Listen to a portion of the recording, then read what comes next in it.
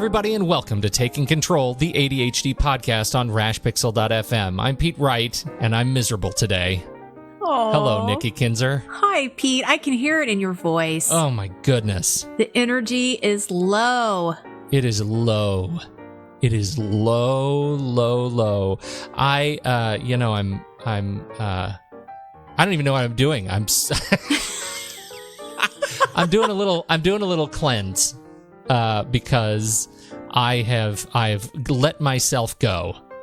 You know that feeling when you just let yourself go? And that's my problem right now. I have let myself go all to hell, and I've gained too much weight, and I eat way too much sugar, and I'm feeling it, and I need to cleanse it. So I'm on day 2 of my sugar cleanse, and I am miserable. Oh, so Nikki. you have a problem. That's why I introduced this show with my story of woe, because I feel like this is going to help me out of it. Yes. Can you help me out of it? I'm gonna get you to see this problem as something else. Oh God, I want to do that so bad.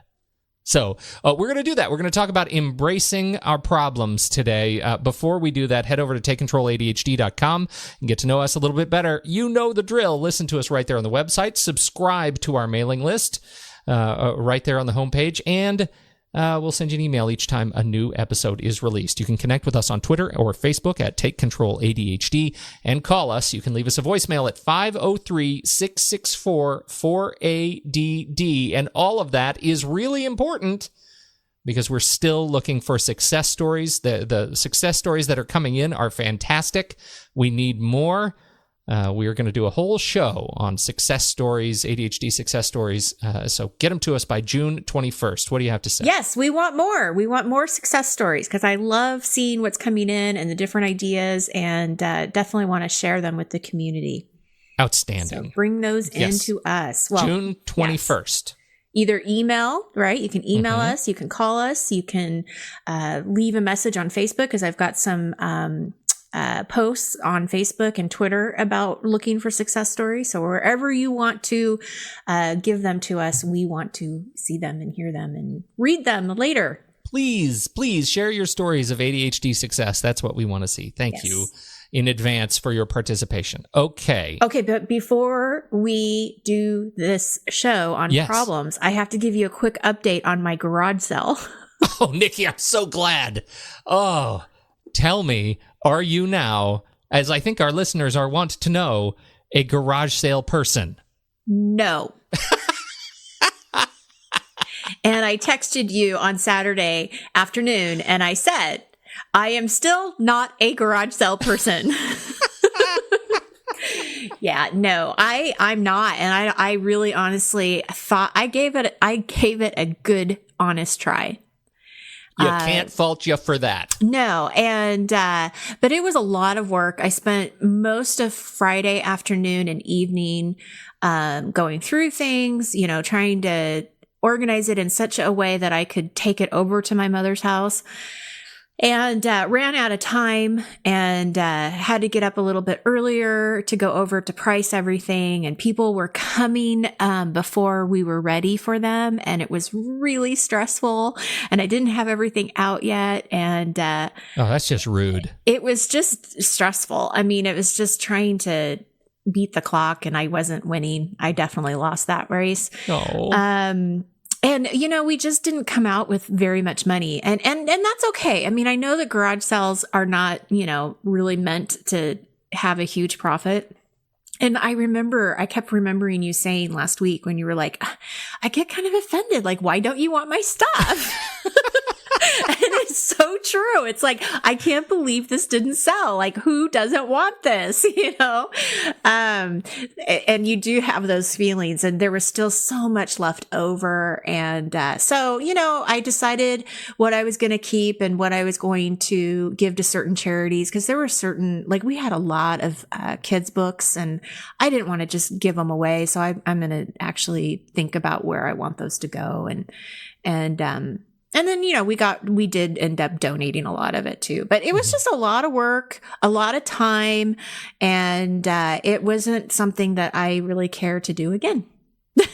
I am so glad that you've learned this about yourself. And because I think it'll make you that much more clever in thinking about things to do with all of your stuff when you don't want a garage sale. I know so many more people who hate garage sales in terms of putting them on. Yeah, they're hard. Them. It's a lot of work. They're hard. Yeah. It's a lot of work. All right. I feel sort of redeemed. So there you go, people. Yeah. I am not a garage sale person. We're not good at it. Nope. Mm-hmm. It's okay. Embrace it. Yep. Embrace the problem. Embrace the problem. But I don't even look at that as a problem. I've accepted now it. Now it's a badge of honor.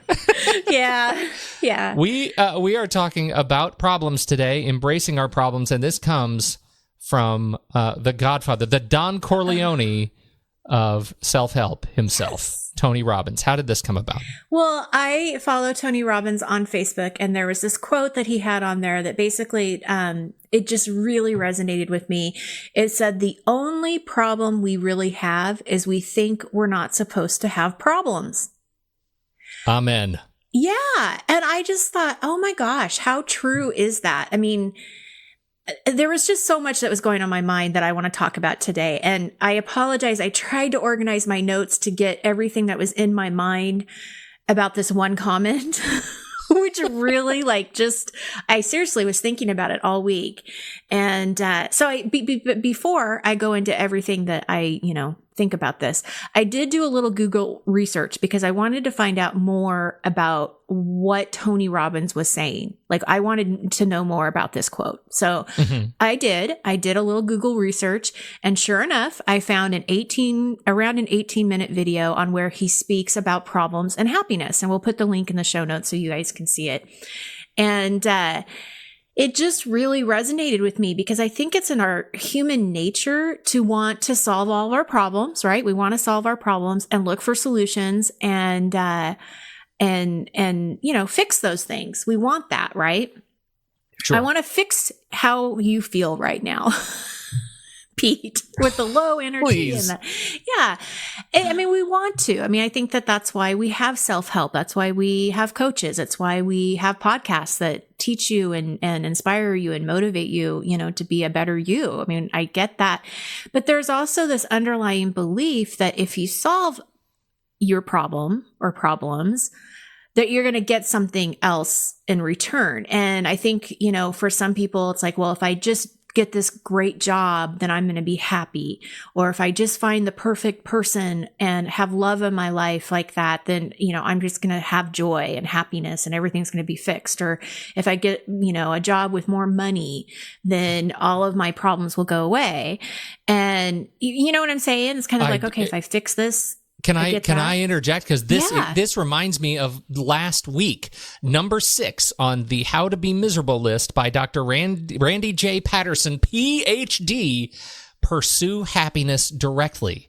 Right. Seeking happiness directly guarantees you'll find the opposite. That suddenly makes so much more sense to me, hearing how you are processing this. Yes. Well, and it was interesting because, I mean, when you think about money specifically, I mean, a lot of people, and myself included, will think, gosh, if I could just make this amount of money per month, or if I can just get to this milestone, then everything else will be less stressful. I'll have more happiness. But if you look at some of the richest people in the world, the money is not what's bringing them happiness or joy. Right. Right. It's their connections. It's their relationships. It's how they give back. And it's so it's just really, it all kind of, I have so much to say. I don't even know how to get it all out. Well, and one of the things that Tony Robbins talks about in the videos, he talks about how one solved problem will lead to a new set of problems. So say you do win the lottery and, gosh, that just solved a bunch of problems, but now you have a whole bunch of new problems, right? Because now you have all this money, you've got people asking for it. You don't know what to do with it. You don't, you have a whole new set going on now. So one solved problem doesn't necessarily mean that the other one's going to be. Right. And he talks about how there's 3 different ways you can deal with problems. One is to ignore the problem. And we know that when we ignore the problem, nothing changes. It doesn't go away. In fact, most of the time it just gets magnified and it gets bigger. The second way you can deal with problems is you blame someone else for it. It's their fault. It's my parents' fault. It's his fault, her fault, my boss's fault, whatever. Or you blame yourself for it. But still the problem doesn't go away, because even if you put blame to it, like you can blame your sugar, right? For feeling bad. Right but now it's still, I do. Yeah, but it still doesn't make the problem go away. You still have to go through this process of cleansing the sugar out of your system, right? And then, of course, the third is to look for those solutions, to look for strategies and ideas. But in order for the problem to be solved, you have to, it requires you to take action. You have to be willing to change, because obviously, it's that old quote from Albert Einstein: if you keep doing the same thing over and over again, you're going to get the same results, right? I mean, you got to do something different. And one of the things that really hit me with this is I was looking at it, through the lens of ADHD. And I thought, okay, well, ignoring the problem is that avoidance strategy that we've talked about, that people will shut down. You get overwhelmed. This problem just seems so big. If I don't pay attention to it, maybe it will go away. But, as we all know, it doesn't go away. It also continues to get bigger. Well, it goes back to the, one solved problems leads to a new set of problems. Sure, if you wait long enough and avoid it, that problem may go away, but it also may introduce a whole host of new problems you have to deal with as a result. Yeah, the consequences, right? All right, absolutely. Well, and then what I find that really relates to ADHD in these three ways to deal with problems is the blame is usually put on themselves, because that's then where you get wrapped in that cycle of shame and disappointment and not being worthy, right? I mean, all of those feelings that this is my fault. Why can't I solve this problem? So I think that one of the great things and one of the great characteristics of ADHD is perseverance. And so people are looking for solutions. They want strategies that are going to help them. But I think what happens is they're expecting the problem to disappear completely. And then they're surprised when it shows up again and again. And they feel like the strategy somehow then has failed because I still have this problem. Right. And then therefore I have failed. And so we go back into that cycle of shame. Yeah. And that's really why I think this quote really resonated with me, is that it's that expectation that the problem is going to go away, or that we expect that we shouldn't have problems. We don't want to live in a problem-free world, right? Or life. I mean, because it'd be kind of boring. I know it's tough. But what he's saying, what he goes on to say, is that the secret is not to solve all of our problems, but rather it's to learn to see them as gifts. There I need you to talk more about that, because I am right now feeling like crap. Not feeling like my problem is a gift. I am feeling like I have poisoned myself systematically over the last several years, to the point where I'm sick. And I have dropped all of the really great habits that I had developed over the last, while, and we've talked about them. I was running, I was enthusiastic, and then I hurt myself, hurt my feet terribly for a long period of time, healed through that. But over the process, I've developed some of the very worst dietary habits, and that has become a problem. And it almost sounds cheeky to say I feel like I finally come to the point where I have embraced the problem. It's not really embracing when I feel like I finally got sick enough to feel like I need to make a change. But it doesn't feel like a gift in any way, shape, or form. Right. And that's the hard part, because you're going through it right now. But what I want to say, and what I believe in, is that you're doing yourself, or you're going through this because you need to take care of yourself. That's the gift. It's not easy, and it's not supposed to be necessarily.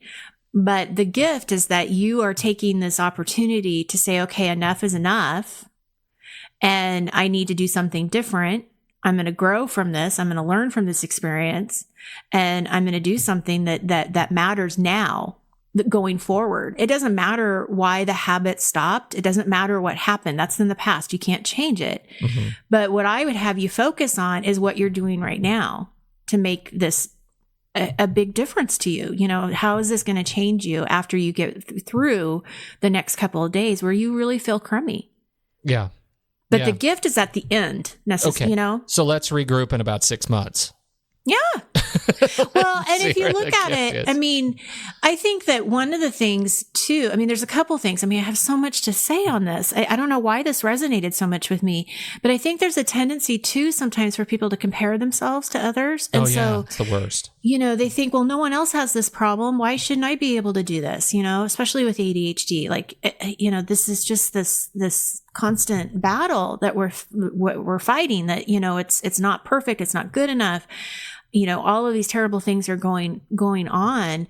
And, you know, I think that it's perspective too, because you got to look at, it's a hard time, but what's going to happen? Like, can I get through this? Well, you can get through it. This is going to make you stronger. It's going to make you, more compassionate to other people, because you're going to see other people that are going through challenges, and maybe you won't be so quick to judge. Mm-hmm.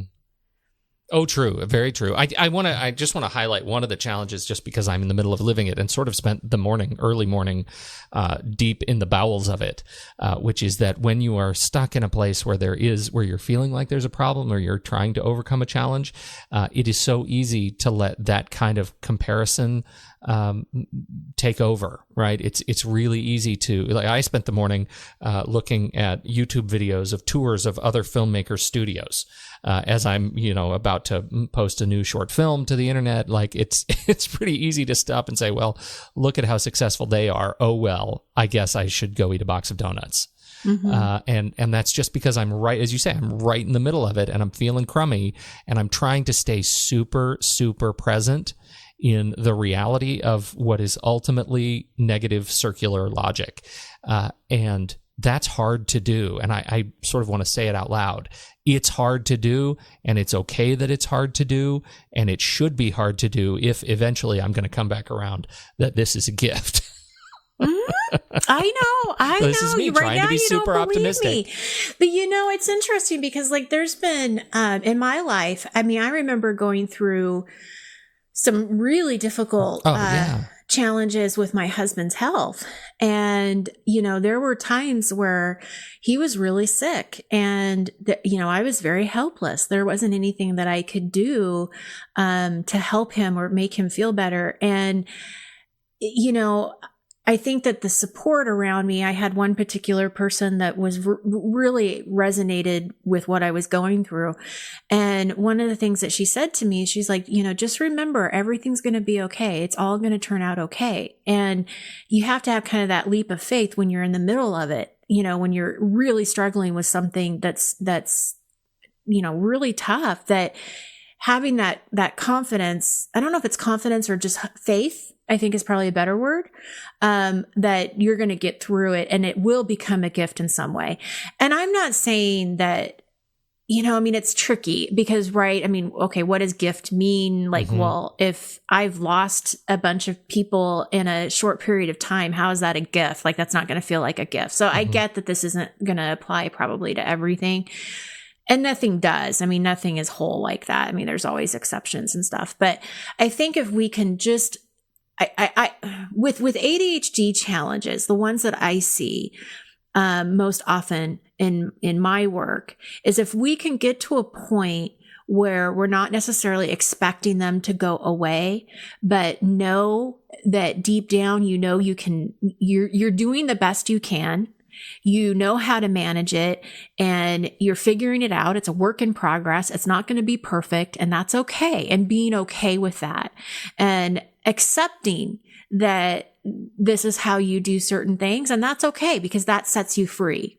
I think, again, it's like it's that push of trying to compare yourself to somebody else. Let's stop doing that. And accept, you know, what's going on. I'm doing what I can, and take away the judgment and the shame.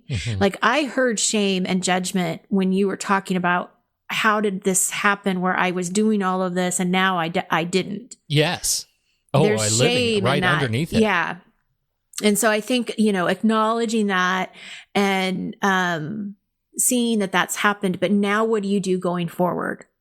Yes. What can you learn from this? What has happened or shifted in your life that, you know, this can be a gift. I can go through this cleanse. I can start getting back into my routine, and I can start doing this again and not feel bad about what did or didn't happen, in the last year or so. Well, and what I do, my sense memory of the whole experience, and this is the lesson for me that I have to keep in my head, is that once I get over this first hump and clear the sugar out of my system for, 3-5 days a week, I'm suddenly allowed to see more clearly, about the journey. Mm-hmm. And my head clears and my body doesn't ache as much, and my energy is, much better, sort of metered. And then I can start to see maybe there is a horizon out there where this feels like a gift. Today, day 2 feels pretty bad. Yeah. Well, and you're taking your power back. I mean, it's a very empowering thought to know that that's going to happen. Like, I'm going to be able to get past this. I mean, that's huge. You're right. Taking a leap of faith, and you're going through it, and you're living it, and it's icky and it's uncomfortable. But you see, just by what you just said, that I know this is going to turn out different. It's going to be okay. And I've been listening to a great book that was recommended by one of my clients. It's called The Book of Joy. Mm-hmm. And it's a conversation about joy between the Dalai Lama and Archbishop Desmond Tutu. Mm-hmm. And it's just really fascinating to listen to these two spiritual leaders talk about how we find joy and the perceptions that we have, or how we perceive suffering and joy, and how we as people tend to bring on our own suffering. And they're saying, well, why can't we bring on more of our joy? We can bring more joy into our life too. And the compassion piece of that, you suffer and then you become more compassionate for others. And we certainly need more compassion in this world. True. Just as a whole. But anyway, it's a really interesting book. And I think it's a good book to listen to and to read. If you're trying to figure out, how does that work? How can I be joyful, but still, have a lot of bills to pay, and I'm in financial debt, and I've got all these things that are still stresses and issues and problems. So, on a last note, something that Tony Robbins says that I really do believe in is, he says, once you see your problems as gifts, your life will change, and that truth will set you free. And I think that there's just a lot of, he even says it sets you free. There's freedom in that, and knowing that it's okay to have these problems. It's okay to accept these things. It's okay if they come back. We can deal with it. We can, live through the ickiness like you are right now, and come out ahead at the end, and see it as a gift at some point, or at least be able to learn from the experience, grow from it, and keep moving on and living the life, you deserve to live. We all deserve to be happy. We all deserve to have joy. And, there you go. I think that, the hidden secret of that for me is that you don't know what you're going to learn by overcoming the problems and adversity that you deal with. You don't know how you're going to change until you've done it. And that is a large part of the gift. That's a large part of finding the joy, which is just to stop and sit back and reflect and honor the experiences that you've been through, no matter how difficult they are. And, I just finished working on a project with a mom whose son was born with Down syndrome and autism. And, she'd already had 2 kids that were a little bit older, and she was just faced with this, oh my God, I don't know how to be a mom to this experience. I don't know how to do this. And that was and she ended up becoming one of the most incredible advocates. And this kid is, Downs and autism, whatever, a severe case of charisma. Like this is the most amazing kid, and he's about to graduate from middle school.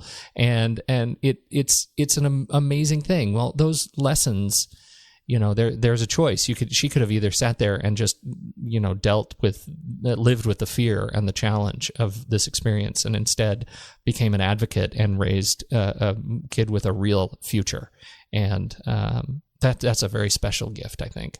And that's one of those things that I'm thinking about right now. Like, yeah, I can lose some weight. This isn't that hard. And I love that you're saying that it's a choice that she made, because I think that that's really a lot of where, that's a lot of what I'm finding when I'm listening to the Book of Joy, is that it is a choice. And I think that that's where when this quote first really resonated with me, it was like, okay, how do we get to that point where we feel like it's a choice that, okay, what do I do about this? How do I look at this differently? And so I think that the choice is definitely, it's that there's something there to reflect on. The other thing too, I want to go back to the compassion piece real quick. I remember talking to a friend of mine whose husband had cancer, and, cancer and MS are obviously very different things. But her husband was definitely going through chemo and doing all of the treatments to beat this cancer. And so after I talked to her about how he was doing, how he was feeling, I asked her, I said, how are you doing? And she just looked at me for a second and she started bawling. Because I don't think that anyone has really asked her how she was doing. Right. I wouldn't have known to have asked that question if I wasn't a caregiver for somebody else that was going through something similar. Right. And so we can do that. We can connect with other people by these things that are heavy and dark and scary, but we can also help somebody else with just a simple question that, you wouldn't have known to ask if you hadn't experienced something similar. That's beautiful. There's a little bit of heavy stuff, but hopefully ending on a high note, everybody. Please go check out this Tony Robbins video. We put a link in the show notes, and we'll embed it on the website at takecontroladhd.com. We hope you'll take some time to check on that and reflect on your own, let's say, gifts. We'll just call them gifts. And it's going to be a gift, Pete. I promise. I'm going to pull you out of this, buddy. Oh, God, I need it. The hole is closing in around me. It's so dark. We're here to support you. All I see is Snickers and Starbursts. No. They say that once you cut the sugar, the cravings start to go away. That's what I'm looking forward to. Yeah. Oh, hallelujah. So that's it. I'm going to be going through that this week. I hope you all will look at this Tony Robbins video and reflect on your own challenges and send us your success stories. Maybe this gives you some inspiration, some fodder, some grist for the mill for thinking about your own success stories and in looking at your ADHD as a way to bring you happiness and gifts in your own life. Thank you so much, Nikki Kinzer. On behalf of Nikki, I'm Pete Wright, and we'll see you next week right here on Taking Control, the ADHD podcast.